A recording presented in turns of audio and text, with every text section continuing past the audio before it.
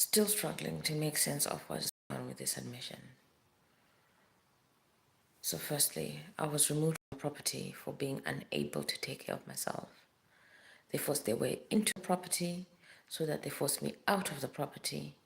And because they were saying, I am unable to take care of myself and I live alone. So in summary, if you don't understand what that means, it means we're going to take advantage of you because you're alone.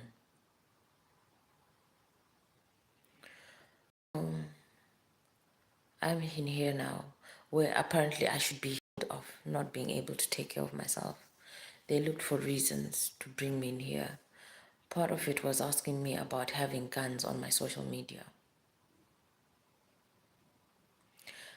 I explained that my late grandfather, he taught me how to shoot birds. And then I also said I also applied for police jobs. So it depends, what context are you coming from? Because to me that says I'm comfortable working with people with guns. Where are you coming from? Wouldn't say anything. Asked me a few more questions and then decided, okay, we're taking you in. No other questions were really relevant. The doctor actually stood up and asked, why am I opting in? Which is to say, why am I going ahead with this? He was laughing when he said it. This is my life, but someone had the audacity to be laughing about his decision of me being taken in or being left out in the community. Among them in the panel was, that's Dr. Amin. Among them in the panel was a woman I thought was a doctor at the time. But we've recently found out that she's a social worker who's becoming an AMP. So she's a student or something in the mental health sector. And she continues to be startled every time when she thinks about why she brought me in here. Because she's coming from a social work background, so which means she deals with people who are on social housing, I think. And so the Section 28 thing was explained to me earlier, that they do that to people who are renting socially, because they will put them in a different place to live. So whenever they talk about my property, or whenever we have conversations and I say I'm concerned about my property, she clenches up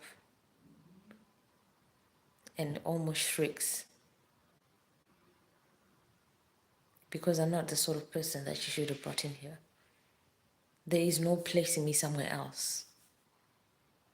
There's only causing me a court case with a company I co-own the place with. That's not an overnight thing. So perhaps she's on one hand used to making people homeless while they're in here, so that she gets a job of making them rehoused somewhere else. And then there's the whole thing about you come in here, community, before the doctor decided to take me out. Now I'm here. Apparently they look at everything, your appearance, how you express yourself and everything. So with my appearance,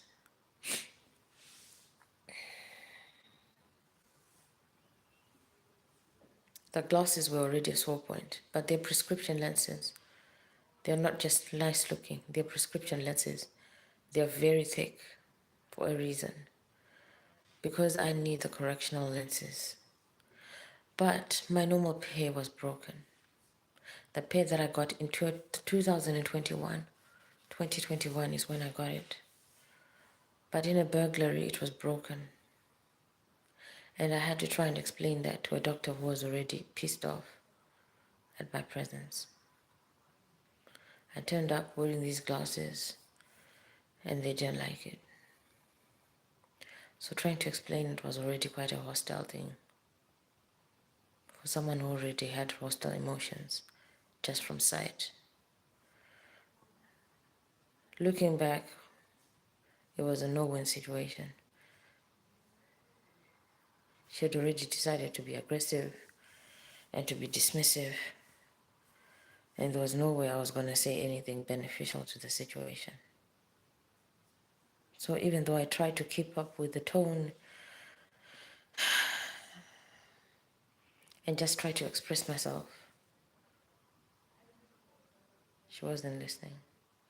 She just decided to put me on medication, which had been put off by the other doctor because we'd already agreed no.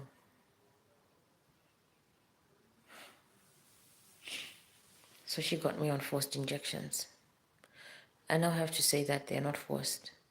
I have to just go along with the flow so that I can be let out of here. Because each time they have to call a troop of people to force that medication. They say it's non-compliance with treatment.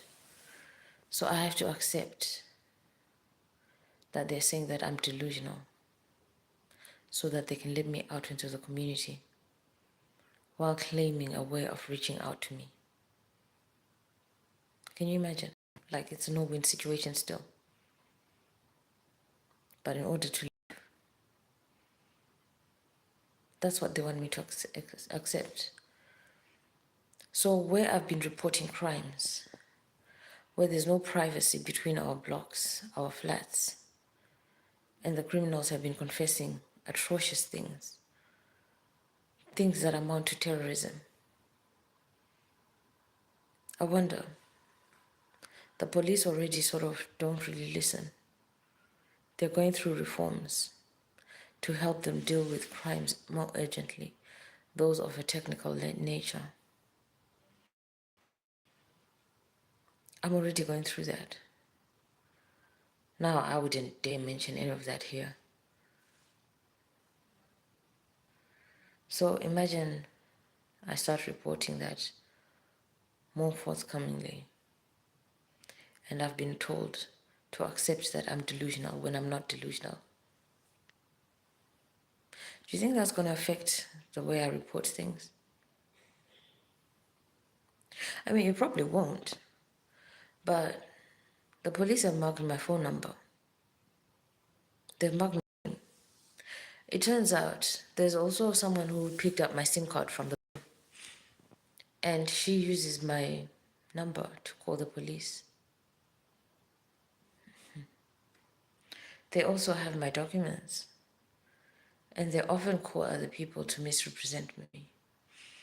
I wonder, do you think accepting being called delusional is going to be beneficial to the cause of reporting people who are of terrorist nature? I don't know. With being a defender of the community, maybe I'll do my bit. Keep my head down again and keep it moving, because I'm not the only one who knows this. It's just that I don't have any backup. It's just that maybe other people are more comfortable with this. So I'll keep it moving. All I have to do right now is just defend myself. Defending myself means I'm defending many people anyway. Because on the 31st of July, Zubir Francis stood out on the patio and declared that he's not a Muslim, he's a radicalist. So even if he turned up at the local mosque, I will still stand on those very words that he shouted that morning. And then a few days later, he shouted, "Oh, I forgot, I've been pretending to be innocent all along." After that, he shouted, "Oh, this woman next door never volunteered. She's a victim of our crimes." This has been your 10 minutes.